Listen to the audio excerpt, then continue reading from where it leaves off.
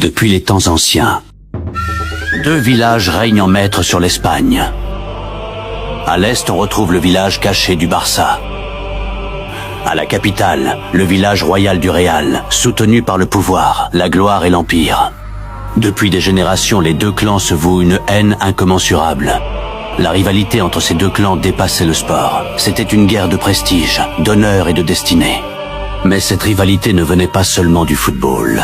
Elle nous vient d'une époque sombre, l'époque du ninja le plus cruel, le grand seigneur Franco. Après la grande guerre ninja d'Hispania, Franco prit le pouvoir en utilisant un rituel interdit. Le village royal du Real devint alors le symbole de l'autorité centrale, le club des puissants, le club du régime. Pendant ce temps, le Barça représentait la résistance face à Franco et une voix que beaucoup voulaient faire taire.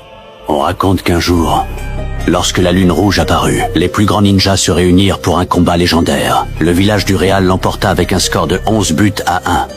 Franco avait ordonné à son armée de faire pression sur les Catalans. La peur entra alors dans les vestiaires comme un genjutsu interdit. Certains y virent du football, d'autres une démonstration du pouvoir de Franco.